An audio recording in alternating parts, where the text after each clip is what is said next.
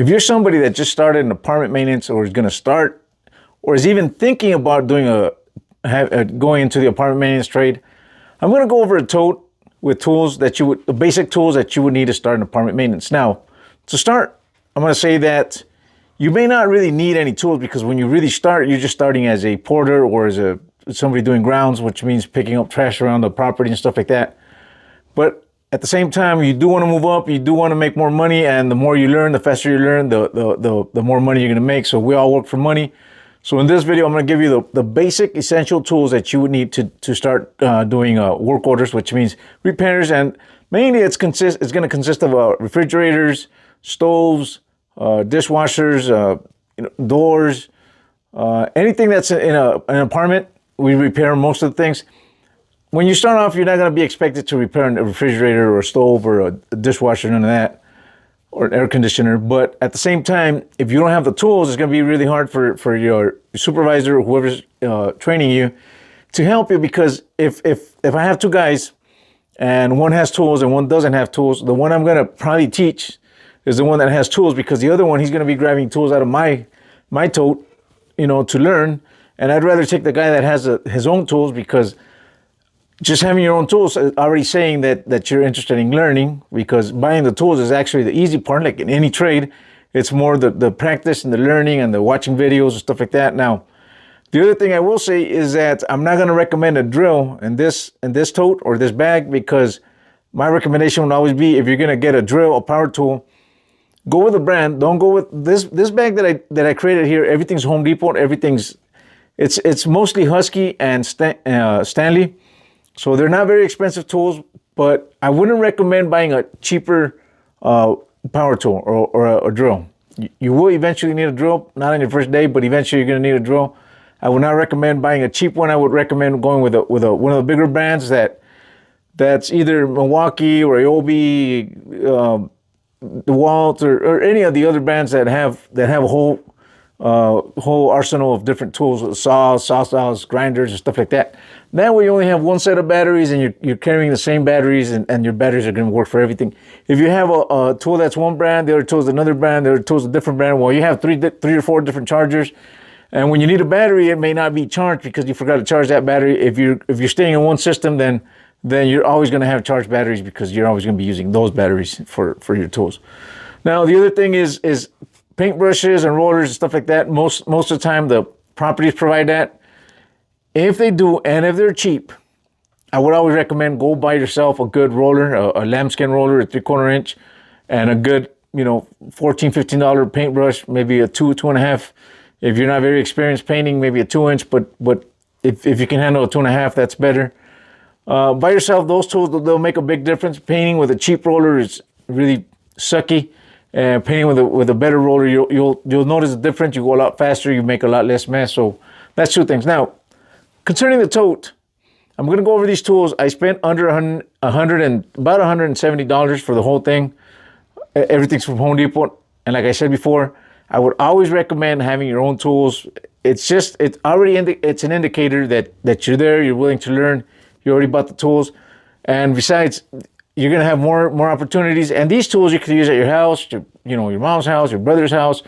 Once you start learning how to do things, well, you're going to have these tools. Now, all these tools that are in this tote, I wouldn't call them cheap. They're just not very expensive, but they're good enough tools where they're not going to break on you, and you can have them for years. Now, eventually, some of these tools you may already have, so you may not have to buy every single tool. And other tools, eventually you're gonna start upgrading, buying better tools. But now let's get into the tote. Let's get into the basics. And I hope you guys like this video. If you're finding any value in this video, I'd really appreciate a like. So now let's go see what's in the tote. Okay, well, the first thing is the tote itself. It's a Husky. It's not a very big one. I think it was like $14, $15. Not very expensive, but I would recommend having a tote or a bag or something to put your tools in. These are actually pretty good, because all the tools that I really needed, I was able to fit in here. So I think that's a good tool. Now, the first work order that you're going to get a lot of is garbage disposal. That's the most common. That takes a 1/4 inch wrench that unclogs them. So in this case, I didn't actually buy one because it's $10, and for that money you could buy, I think the set of these, which are the Allen wrenches and a torque set, the metric, the standard, and a torque set. I think it was like $12, $13, which, you know, just the one wrench would have cost you $10. And when you start changing garbage tools, you're gonna find that they always come with a wrench, and you can always keep it. So here in the standard, you're gonna find the quarter inch that you would use to unseize garbage disposals. Now these tools you're gonna use a lot. Towel bars, some of the plumbing, kitchen faucets. You're gonna use some of these torques. If you start getting into, you know, dishwashers and then, you know, clothes dryers and washers, sometimes you'll get into torques, but it's good to have. It's not very expensive. Now you can always upgrade to that later. With this tote, I would say you could do about 75% of the work orders. Now, after garbage disposals, you're going to be dealing with a lot of electrical issues. I know you may not be very experienced, and that's fine, but it's always good to have the right tools. Now, this is a voltage finder, so it's a voltage pin. Turn this on. It'll tell you if there's voltage there.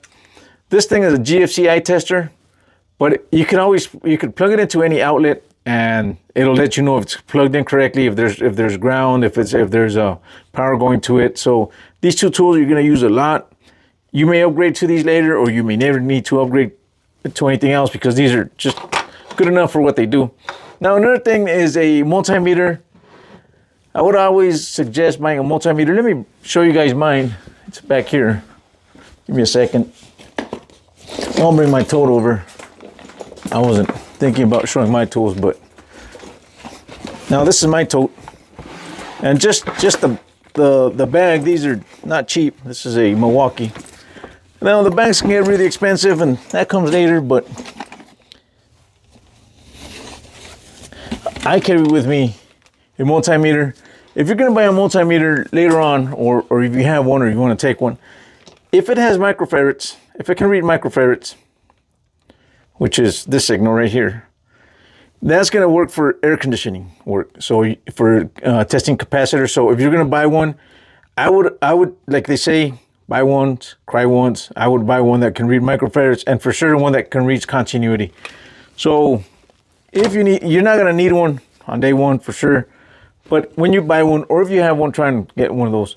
Now, another thing for electrical, of course, you're going to need some wire strippers. And this is a good set right here. This is a Husky set. This one's used because I already had this in my van. But these are Husky also. It's got a crimper. It's got a, of course, wire strippers. It's a needle nose plier. So a lot of work order you do, like clog the hair in a bathtub, stuff like that. You get in there with these and you take it out. The ones I use, I carry these, which are Klein's, and they're about the same thing. They have the same design. Of course, these feel a lot better when I use them, but these are perfectly fine. I mean, you could, the one thing, anything you can do with that one, you can do with this one, so that'd be okay. Now, for plumbing, you will need, there's two things that, well, actually, there's three things for plumbing. Now, you're going to need a pair of a crescent wrench and a channel lock. And this is for changing water heaters and all kinds of stuff like that. You're going to need this pair of tools. Angle stops, there's all kinds of things. Later on, you start evolving into, you know, more expensive tools and more tools, but these will do the job. Now, there's one thing, there's one work order that's very common, and that's changing kitchen faucets or bathroom faucets, and you're gonna need this tool right here. This is the Easy Faucet Remover. That's the name of this tool, and it's only $20, so it's not very expensive, and you could. It's really hard to explain all the uses you get out of this thing, but you will get a lot of uses from this thing, and it's really easy getting under the sink, taking a faucet off with this thing, and it's really hard if you don't have this $20 tool. So my advice is buy it. Even me myself, that's been doing maintenance for many years, I carry the exact same tool. This is the new one. This is the one I carry. Exact same tool, because I know that I'll always need it. I'll always use it. It's in my tote.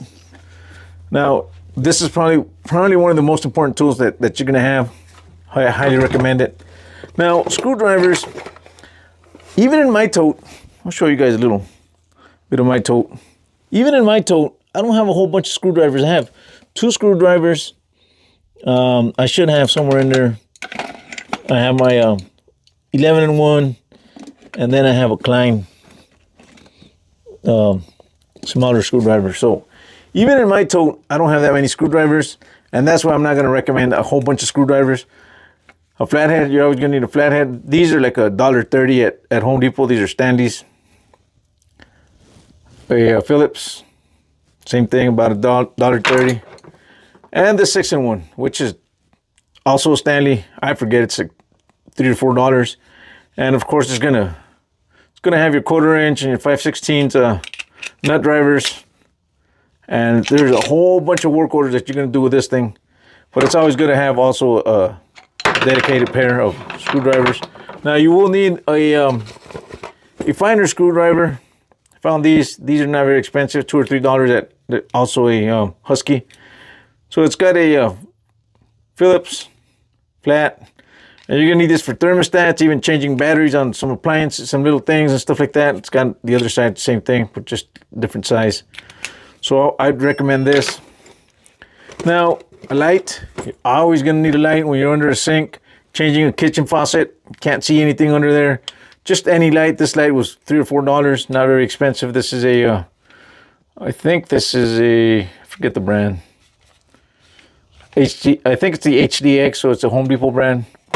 And it works fine. I mean, shops always have batteries, so you'll be able to find batteries. It's got a little flashlight in the front. Got a little hook where you can, hang it on something if you're. It's not the most, high end, but it'll do what it's got to do. Now, you're always going to need a utility knife, of course. This one's not very expensive, $4 or $5, a Husky brand. That's good enough. I mean, the utility knife, basically all you're going to use is the blade, so you could be changing these all the time. So the brand of the utility knife is not that important at the end of the day.